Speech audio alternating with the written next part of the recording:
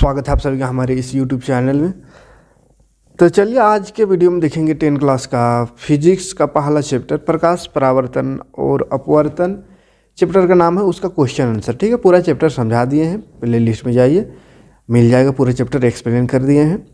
इसका MCQ भी बता दिए हैं। ठीक है, MCQ भी हो गया है और सबसे पहले समझा चुके थे पूरा चैप्टर। MCQ कल परसों कराए हैं, मतलब अब बोर्ड एग्जाम जैसा क्वेश्चन आएगा बोर्ड एग्जाम में उसके हिसाब से तैयारी शुरू कर दी है। ठीक है, तो MCQ हो गया है इस चैप्टर का। ना देखो तो देख लीजिएगा, 70 MCQ बताए हैं, उससे हट करके कोई भी क्वेश्चन बन ही नहीं सकता है इस चैप्टर में। देख लीजिएगा, बहुत ही ज़्यादा इंपॉर्टेंट है। एक नया प्ले लिस्ट बना दे रहे हैं MCQ करके, है ना। क्लास 10 साइंस MCQ कर देंगे, मैथ MCQ कर देंगे, मैंने अलग अलग प्ले लिस्ट सबका फिर से बना देंगे। चैप्टर वाला प्ले लिस्ट अलग है, उसमें चैप्टर पढ़ सकते हैं और ये क्वेश्चन आंसर इसमें रहेगा। ठीक है, MCQ तो देख लीजिएगा, सारा वीडियो आपको प्ले लिस्ट में मिल जाएगा। तो चलिए शुरू करेंगे आज इसका सब्जेक्टिव क्वेश्चन। तो सबसे पहले देखेंगे लघु उत्तरीय प्रश्न, यानी कि 2 नंबर में जो क्वेश्चन पूछेगा। ठीक है, 2 मार्क्स के लिए जो क्वेश्चन पूछेगा, 2 मार्क्स का 7 क्वेश्चन रहेगा, उसमें से 5 बनाना होगा। ठीक है, और 3 मार्क्स का भी 7 क्वेश्चन रहेगा, उसमें से 5 बनाना है।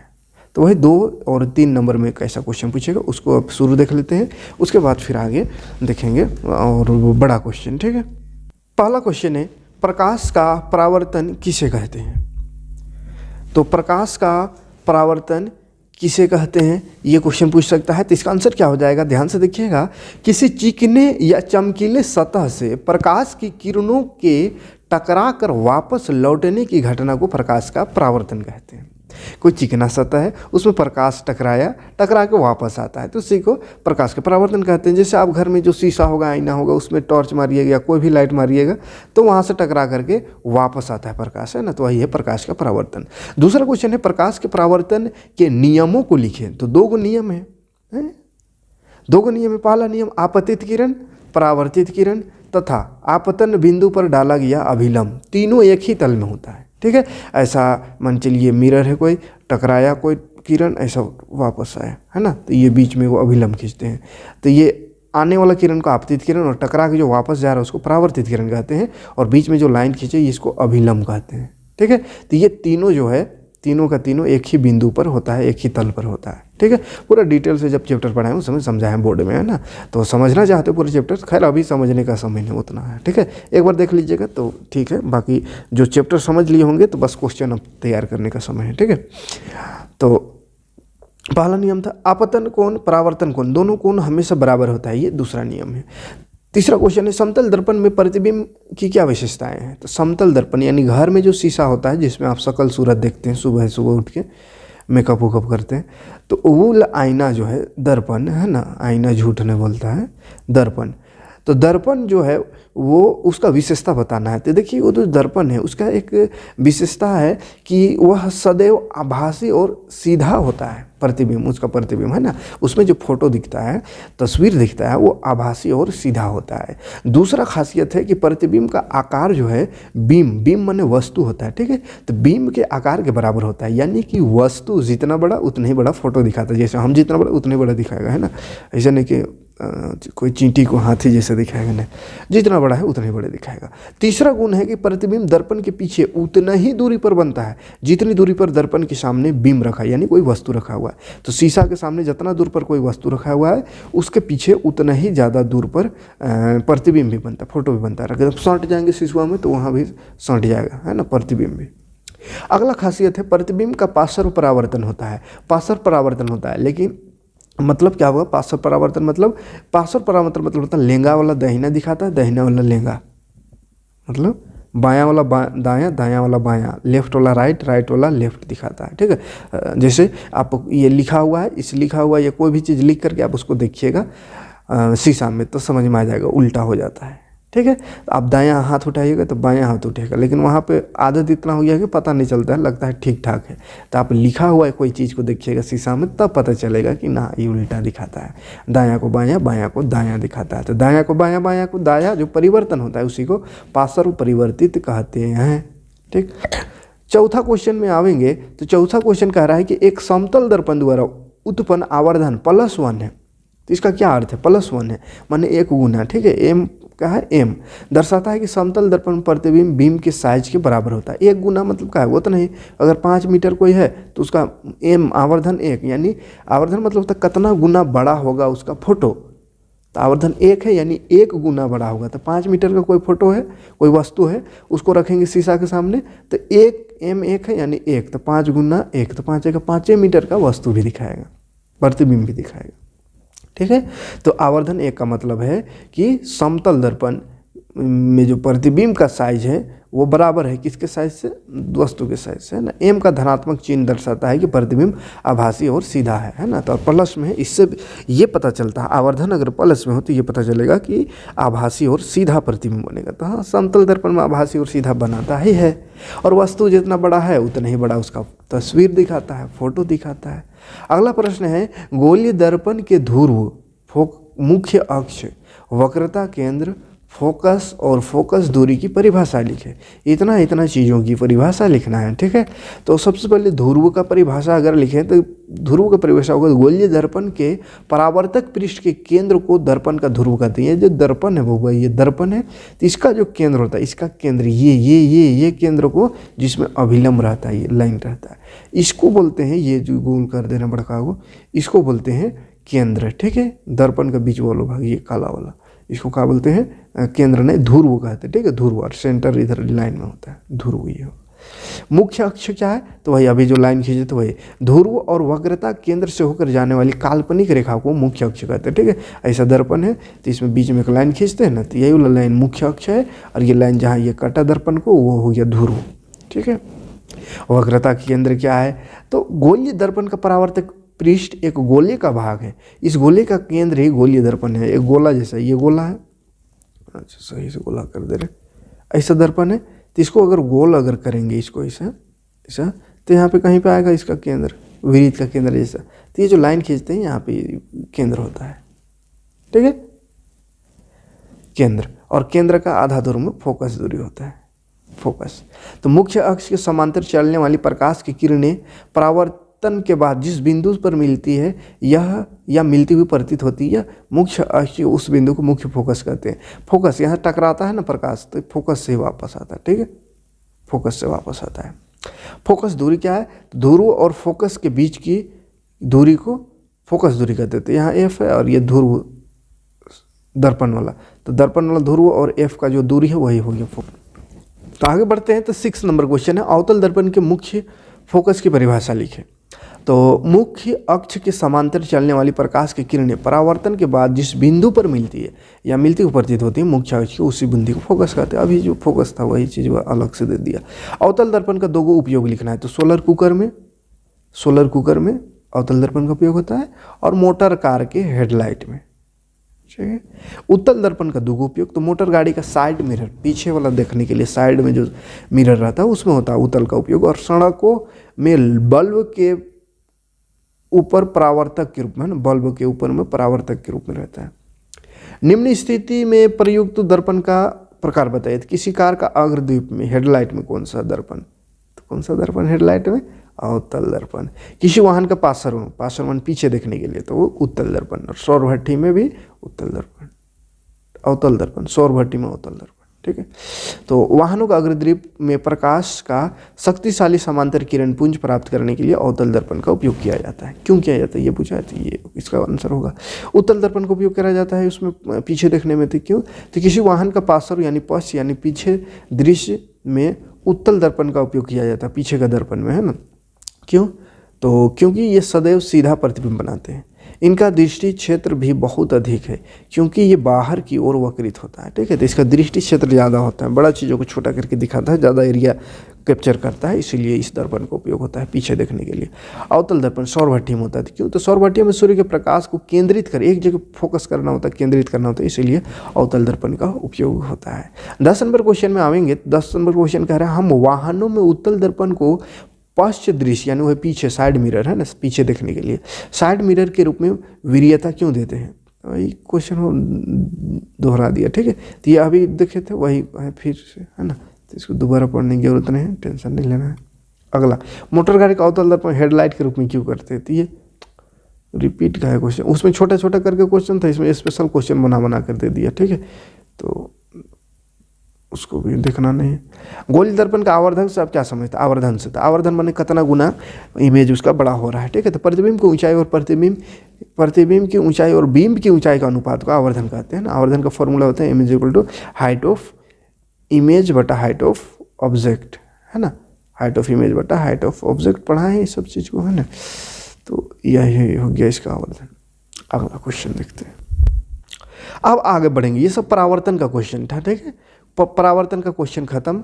अब आगे देखेंगे तो प्रकाश का अपवर्तन पढ़ना, अपवर्तन का क्वेश्चन देखेंगे, ठीक है। अपवर्तन का, तो प्रकाश का अपवर्तन क्या है, सबसे पहला क्वेश्चन बनता है। तो जब प्रकाश एक माध्यम से दूसरे माध्यम में प्रवेश करता है तब प्रकाश की दिशा में परिवर्तन को प्रकाश का अपवर्तन कहते हैं ना। एक माध्यम से दूसरे माध्यम में प्रकाश प्रवेश कर रहा है तो उसका दिशा थोड़ा टेढ़ा हो जाता है, मुड़ जाता है इधर उधर, ठीक है। तो इसी को प्रकाश का अपवर्तन कहते हैं। इसका भी दो नियम है, प्रकाश के अपवर्तन के नियम लिखे बोला तो दो नियम है।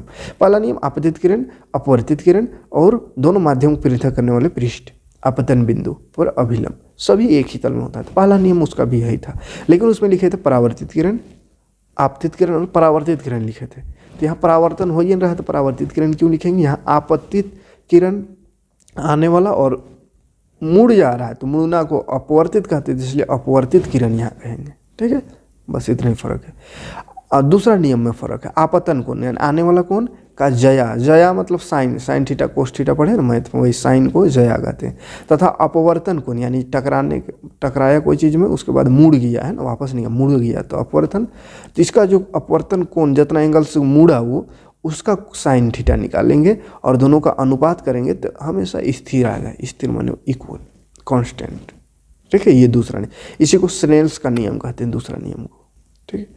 अगला क्वेश्चन है पर अपवर्तन संबंधी स्लेन, देखियो क्वेश्चन आ ही गया, स्लेन का नियम लिखे तो वही दूसरा नियम है ना। प्रकाश के किसी निश्चित रंग तथा निश्चित माध्यमों के युग्म के लिए आपतन कोण की जया यानी साइन तथा अपवर्तन कोण की जया का अनुपात स्थिर होता है, अर्थात sine i by sine r बराबर म्यू, म्यू माने स्थिरांक।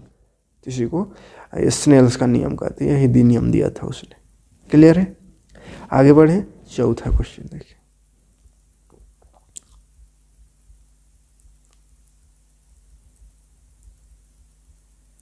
चौथा क्वेश्चन कह रहा है, क्या कह रहा है, कह रहा है कि अपवर्तन का कारण क्या है। तो अपवर्तन प्रकाश के एक पारदर्शी माध्यम से दूसरे में प्रवेश करने में प्रकाश के चाल में परिवर्तन के कारण होता है ना। एक माध्यम से दूसरे माध्यम में जब जाता है प्रकाश तो उसका चाल में परिवर्तन हो जाता है, इसीलिए थोड़ा इधर उधर मुड़ जाता है, ठीक है। जैसे कोई गेंद है या कोई भी चीज़ है एकदम स्पीड से फेंकेंगे तो सीधा जा सकता है, स्पीड में रहेगा, या गाड़ी चला रहे स्पीड में है तो सीधा चला जा सकते हैं, लेकिन धीरे धीरे अगर चलाइएगा एकदम स्लो कर दीजिएगा तो सीधा नहीं चल सकते, हैंडल कभी इन्ने कभी इन्ने कभी इन्ने कभी इन्ने घूमेगा। तो वही होता है, प्रकाश का किरण आ रहा है, अचानक से इसमें कुछ ठोकर मिल गया तो थोड़ा मुड़ेगा, थोड़ा इधर उधर होगा, ठीक है। अपवर्तनांक की परिभाषा लिखना है। अपवर्तनांक क्या है, तो देखिए किसी पारदर्शी माध्यम का अपवर्तनांक प्रकाश के निर्वात में चाल तथा प्रकाश के इस माध्यम में चाल का अनुपात है। तो अपवर्तनांक बोलते हैं कोई एक माध्यम है उसमें प्रकाश का चाल कितना है और कोई दूसरा माध्यम है उसमें प्रकाश का चाल कितना है, तो उसी का भाग दे देते हैं तो उससे जो निकलता वही अपवर्तनांक कहलाता है, ठीक है। या कोई एक माध्यम में निर्वात से, उसको निर्वात में प्रकाश का चाल यानी निर्वात यानी जहाँ हवा नहीं है और हवा जहाँ है उसका प्रकाश का चाल, ये दोनों का निकालेंगे, अनुपात निकालेंगे तो ये भी एक तरह का अपवर्तनांक निकलेगा, ठीक है। यानी निर्वात में प्रकाश की चाल बटा माध्यम में प्रकाश की चाल, या एक माध्यम में प्रकाश की चाल बटा दूसरे माध्यम में प्रकाश की चाल, वही सब अपवर्तनांक। माने दो माध्यम है, कोई हवा एक माध्यम हो गया दूसरा कांच हो गया, या एक निर्वात हो गया, निर्वात जहाँ हवा नहीं है और दूसरा माध्यम कोई भी हो सकता है हवा वाला जैसे वायु वाला माध्यम, ठीक है। तो ये दोनों को बटा में कर देंगे, दोनों के चाल को बटा कर देंगे, डिवाइड कर देंगे, तो उससे जो आंसर आएगा उसी को अपवर्तनांक कहते हैं, ठीक है। आगे देखिए हीरे का अपवर्तनांक होता है 2.42। इस कथन से क्या अभिप्राय है, मानी इससे क्या समझ में आता है, हीरा का अपवर्तनांक सबसे ज़्यादा होता है 2.42 है, तो क्या मतलब क्या है इसका। तो इसका अर्थ है कि वायु में प्रकाश का वेग जो है तथा हीरे में प्रकाश का वेग का अनुपात है ये, है ना। अपवर्तनांक मतलब क्या, अनुपात है दोनों का। प्रकाश का चाल वायु में और हीरा में प्रकाश का चाल कितना, वो दोनों का अनुपात है ये। अगला प्रश्न है उत्तल लेंस को अभिसारी और अवतल लेंस को अपसारी लेंस क्यों कहा जाता है? बहुत इंपॉर्टेंट क्वेश्चन। तो इसका आंसर आप ऐसा लिख सकते हैं कि उत्तल लेंस को अभिसारी लेंस इसलिए कहते हैं, उत्तल को अभिसारी और अवतल को अपसारी, अवतल अपसारी याद रखिएगा, ठीक, कंफ्यूज नहीं होने का। उत्तल को अभिसारी इसलिए क्योंकि ये मुख्य अक्ष के समांतर चलने वाली प्रकाश की किरणें लेंस से अपवर्तन होने के बाद एक बिंदु यानी फोकस पर मिलती, एक बिंदु पर यहाँ पे मिलता है, इसलिए इसको एक जगह मिलाता है सब, है ना। जैसे ये हो गया उत्तल लेंस, ऐसा मान चलिए ये अभिलंब है, यहाँ फोकस कहीं है, तो प्रकाश किरण यहाँ गया मुड़ करके फोकस, इधर से गया ये मुड़ के फोकस, इधर से आया कहीं से मुड़ करके फोकस, इधर से आया मुड़ फोकस, माने सब किरण को एक जगह मिला देता है, सभी किरण को एक जगह मिला देता है एक बिंदु में। तो इसीलिए इसको अभिसारी कहते हैं, माने अभिसारी में मिलाना एक जगह, ठीक है। और अपसारी उसको क्यों कहते हैं कि वो लेंसवा का खासियत है वो छितरा देता है। ये वाला लेंस जो है ऐसा वाला, ये क्या करता है, प्रकाश किरण इसमें क्या टकरा के ओने भागेगा, यह को टकरा एने भागेगा, माना अंदाजी छितरा देता है, एने उन्हें भगा देता है और उला मिला देता है। ये बिछाड़ देता है, बिछड़ा देता है, उला मिला देता है, ठीक है, यही फ़र्क है। तो जो बिछड़ता है उसको अपसारी, जो मिलाता है उसको अभिसारी। मिलाता कौन है, उत्तल लेंस, बिछड़ाता कौन है, अवतल लेंस, ठीक है। तो अवतल लेंस को अपसारी लेंस इसलिए कहते हैं क्योंकि लेंस से अपवर्तित होने के बाद प्रकाश की किरणें किसी बिंदु से फैलती या अपसरित हुई प्रतीत होती, माने कि बिंदु से फैल जाती, इधर उधर भाग जाता है। क्लियर। 8 नंबर क्वेश्चन है उत्तल लेंस से क्या समझते हैं और लेंस से क्या समझते हैं। लेंस से और उत्तल लेंस और अवतल लेंस में अंतर लिखना है, ठीक है। तो दो सतहों से घिरी हुई किसी पारदर्शी माध्यम पदार्थ है या माध्यम का एक टुकड़ा जिसका कम से कम एक सतह वक्रित हो यानी गोल हो, तो उसी को लेंस कहते हैं, ठीक है। तो दो सतह से घिरा हुआ, दो पारदर्शी सतह से घिरा हुआ पदार्थ कोई है जिसका कम से कम एक भाग ऐसा गोल होना चाहिए, वक्रित माने गोल, तो उसको लेंस कहेंगे, ठीक है। अब उत्तल लेंस और अवतल लेंस दो तरह का लेंस है, तो दोनों में क्या फ़र्क है उसको देखते हैं। तो दोनों में फ़र्क देखिए। उत्तल लेंस कैसा, ऐसा रहता है इस टाइप से, सही से बनिए रहा, ऐसा माने बीच में मोटा और किनारे में पतला, जस्ट उल्टा अवतल का ऐसा होता है, बीच में पतला किनारे में मोटा, ठीक है। इसमें किरणें संतृप्त होती है और इसमें किरणें अपसरित। संतृप्त मान एक जगह मिल जाता है, एक जगह ही यहाँ पे किरण एक जगह,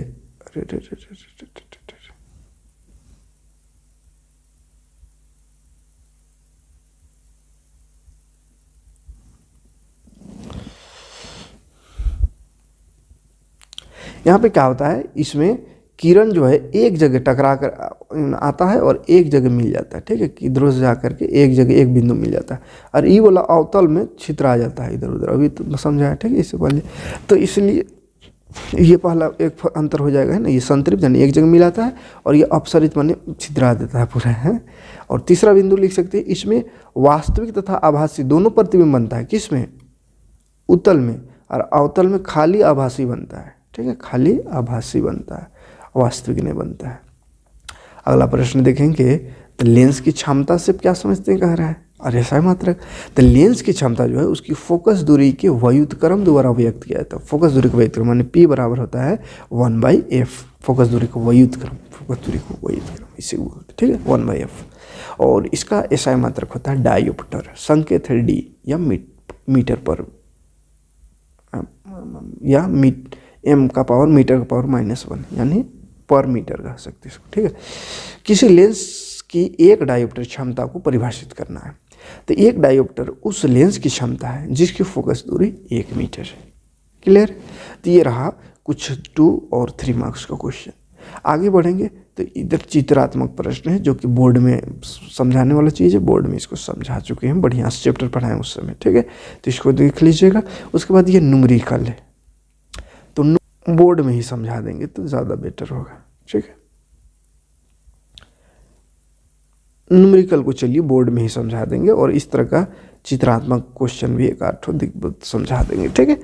तो चलिए एक और पार्ट इसमें बना देंगे, क्योंकि इसमें न्यूमेरिकल भी है ना, तो न्यूमेरिकल हो जाएगा तो ये चैप्टर ख़त्म हो जाएगा। उसके बाद फिर देखेंगे नेक्स्ट चैप्टर। ठीक, तो वीडियो समझ में आएगा हो, काम का लगा होगा तो लाइक और कमेंट ज़रूर करिएगा। मिलते हैं नेक्स्ट वीडियो में। Thanks for watching. जय हिंद।